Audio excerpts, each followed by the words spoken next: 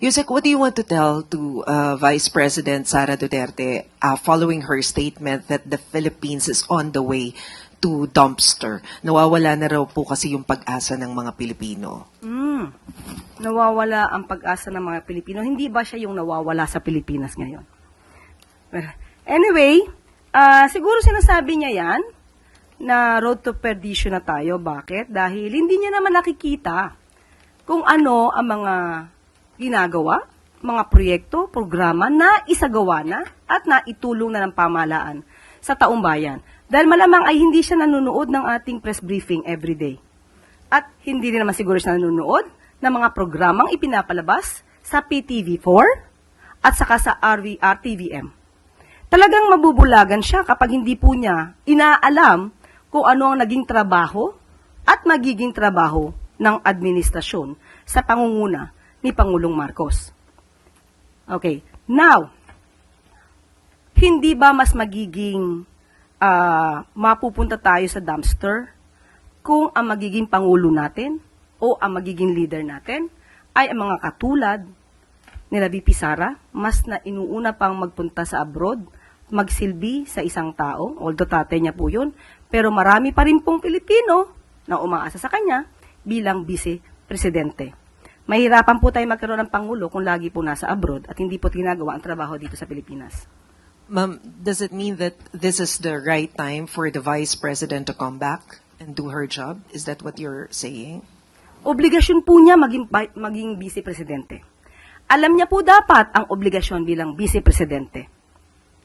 Sabi nga natin, ang Pangulo natin na sinasabi niya na mukhang wala na tayong pag-asa, nasa Pilipinas, nagtatrabaho. Araw-araw, may inaanunsyo tayong good news.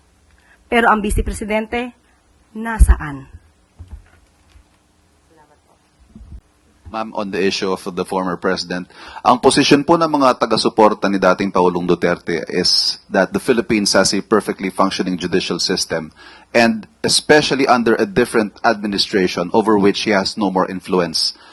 Kung dati ho, hindi daw ma-prosecute si FPRRD dahil masyadong mataas ang kanyang posisyon at malawak ang kanyang impluensya.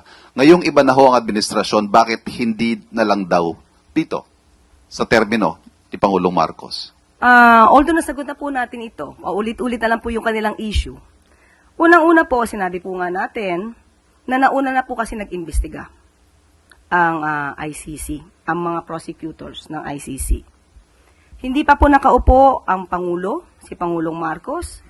Nakapag-decide na po ang prosecutor ng ICC na ituloy ang pag-iimbestiga dahil hindi tumupad ang dating pamahalaan sa kanilang pangako na sila ay magkakaroon na ng tamang pag-iimbestiga at ipoprosecute ang dapat na i-prosecute.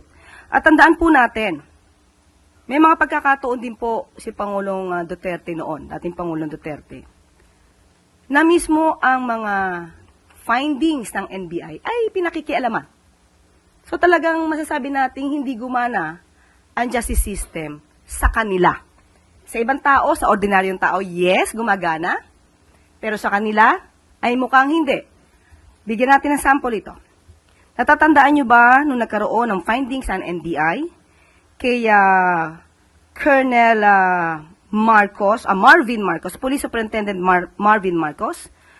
Ang findings ng NBI dito ay multiple murder in relation to the killing of Albuera Mayor Rolando Espinosa Sr. Ano ang sinabi ni dating Pangulong Duterte? And I quote, "I will not allow these guys to go to prison. Maski na sabihin ng NBI, murder." Okay, tinuloy niya po ang kanyang salita. Total, under ko rin yan, referring to NBI. And after that pronouncement, from multiple murder, it was downgraded to homicide. And after that, despite na mayroong mga batas, may kaso na murder, hindi ba't inalaw pa rin niya si Superintendent Marvin Marcos na makapagtrabaho? Isang sample lang po to kasi kung marami pa po ako yung bibigay sa inyo mga sample kung ano naganap noon, mauubos po ang araw natin ngayon. Panghuli na lang po. In an interview, the ICC spokesperson today said the Philippines' cooperation with the ICC was crucial despite earlier statements from the President of non-cooperation.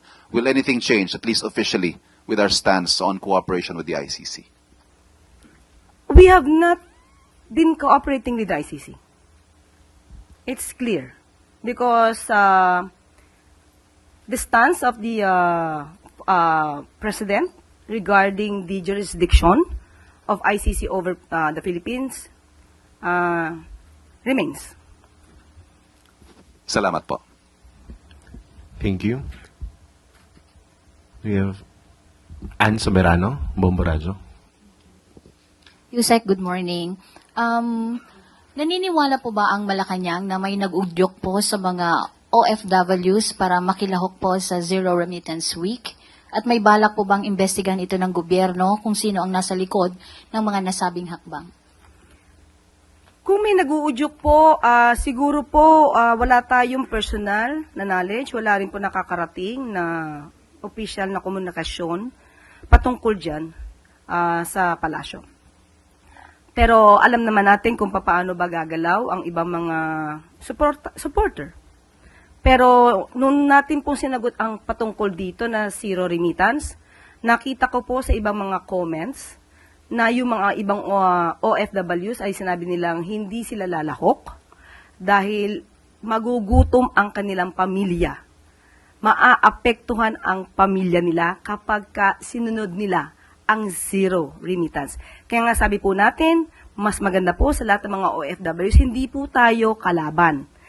Magkakakampi po tayo, pare-pareho po tayo mga Filipino.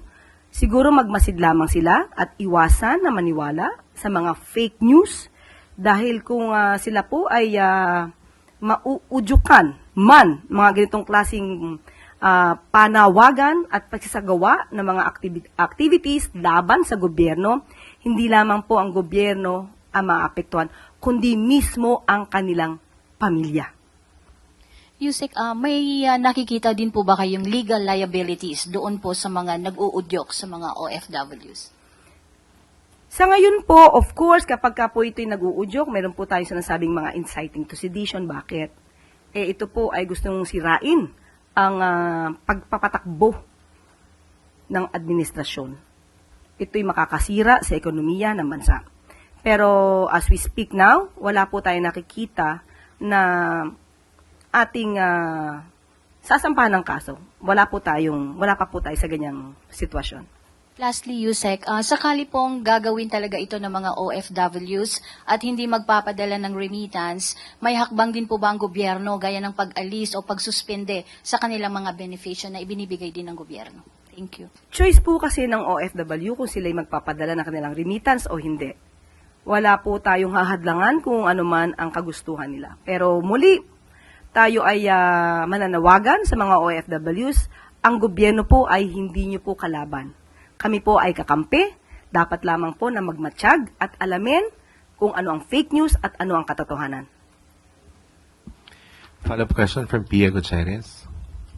I would just like to follow up yung economic implications nitong zero remittance protest ng mga OFW. Meron po bang pag-aaral na ang gobyerno kung magkano ang mawawala sa ekonomiya ng bansa and if ever kung meron tayong mga contingency measures? As of the moment, hindi po pa kasi ito pinag-iisipan ng gobyerno. Ang alam po kasi natin, ang OFW ay magkakaroon sila ng sariling pagdidesisyon. Hindi po natin iniisip na madadala sila ng mga ganitong panawagan. Considering nga po na yung pamilya mismo nila maapektuhan. Kagaya ng aking sinabi, yung mga comments, mas marami pong nagsasabi na hindi sila lalahok sa ganitong panawagan dahil ayaw nila mismo ang kanilang pamilya ang maghirap at magdusa sa mga issue ng politika. Gilbert Verdes.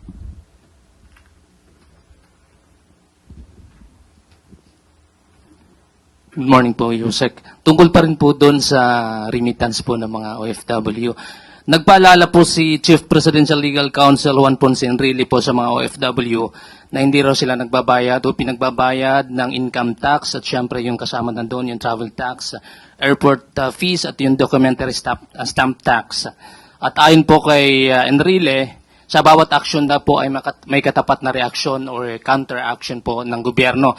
Possible ho ba na nakikita po ba natin yung possibility na humantong po doon sa pagkakatanggal o pagkakasuspinde ng tax privileges po ng ating mga OFW yung hakbang na yan? Pinapaalalahan na lang po sila ni Presidential Chief Legal Counsel na ang gobyerno po ay tumutulong sa OFWs, hindi po kinakalaban ang OFWs. At ipinapakita rin po ni JPE na ano ba ang maaaring makuha nila na ayuda mula sa gobyerno. At hindi po natin sisikilin. Sabi nga po natin, hindi po natin sisikilin kung ano man ang maging kagustuhan ng mga OFW kung sila magpapahatid ng kanilang remittance o hindi. Huwag lamang po silang lalabag sa batas. Yun lamang po. Follow up lang po. Ano po, kung alam na po ng Pangulo, alam na po ba ito ng Pangulo yung issue ito at ano po yung directive po ng Pangulo kung meron man? Nalaman na po ito, especially at nagbigay na nga rin po ng mensahe ang ating Presidential Chief Legal Counsel. Sabi ko nga po kanina, ay wala pa po tayong ginagawang anumang legal na aksyon dahil alam po natin, ang OFWs po ay mayroon silang sariling pag-aanalisa sa mga pangyayari. Tuesday New, DZBB.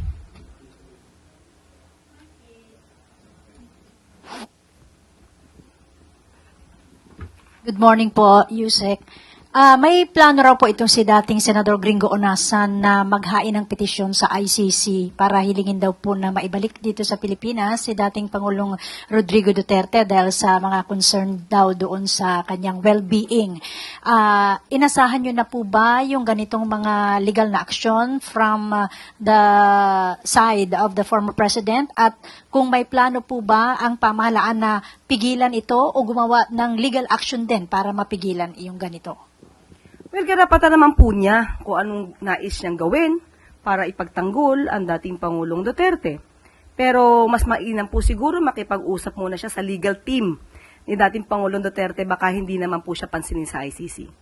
Sa part po ng gobyerno, sa part po ng administrasyon, wala po kaming gagawin dahil wala na po tayong responsibilidad, wala po tayong gagawin anuman patungkol po sa legal system, legal procedures ng ICC.